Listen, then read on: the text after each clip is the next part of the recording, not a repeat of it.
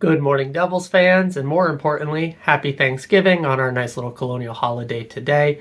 Try and enjoy it with friends and family if you can. If not, and you are watching this video, you can count me as a friend for you today, every day, at least during the Devil season at least. And just try and forget about, I guess, the rough start of the season here. End of the day, this is a kids game. We watch a bunch of grown men getting paid a lot of money by people who make way too much money to play and entertain us. And that's really what it is supposed to be, is entertainment. Now, obviously, you cannot remove emotion completely from these things.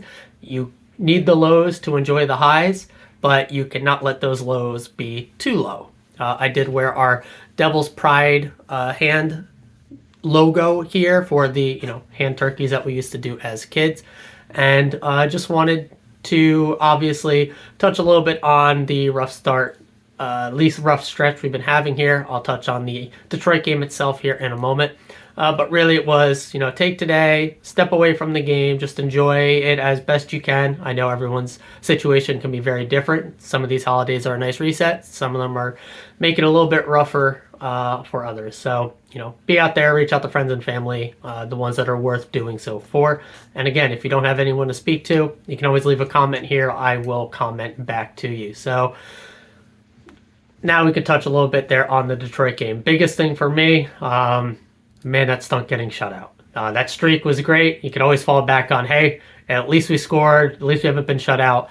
And that was just a brutal one. But you have to give a shout out to Detroit. We actually attempted them. We had more attempts on net than they did in that one, but they probably played their best game of the entire year. Block shots, we did miss a bunch.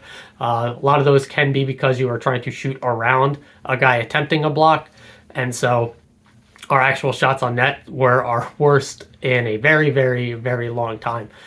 The effort was there on the ice, and what really stinks is outside of a minute and 30-second stretch, we played decent hockey, right? I thought actually the first period up until that minute 30-second stretch was pretty good.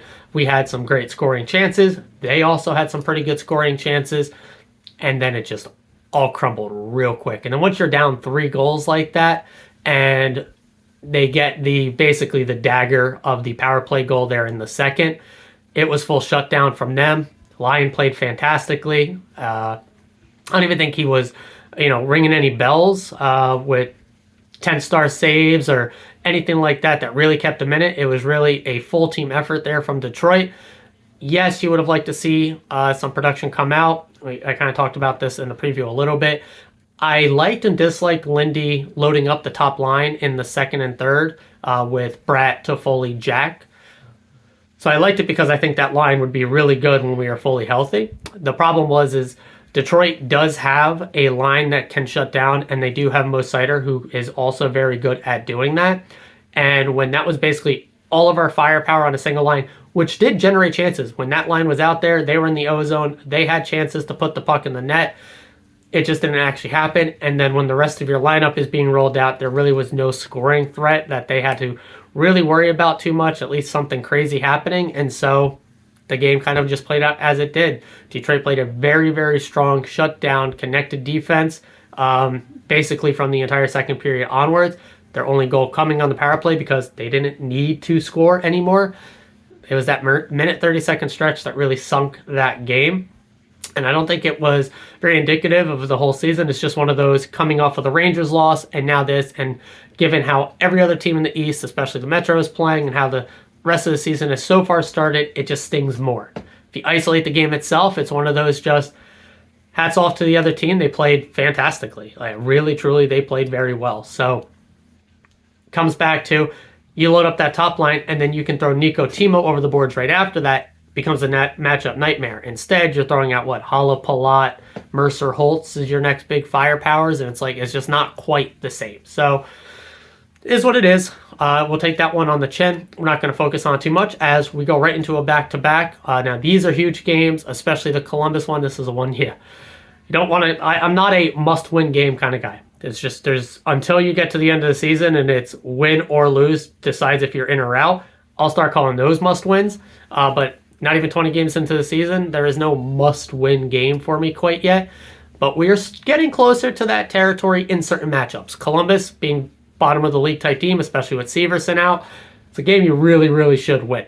When you're versing the Islanders coming up here, that's probably going to be close to a must-win game because it's looking like we're going to be fighting them for playoff positioning at this point, at least at where we are trending towards right now. So that becomes more must-win.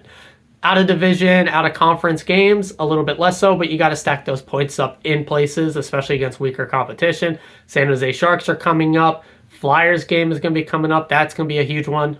So a lot of big games. You would have liked to start this 6-game stretch off against Detroit with a win. It's kind of what turned around last season after a rough start, but that's hockey, right? Detroit played fantastically. It's not minute 30 seconds crushed us, and you can't have that happen.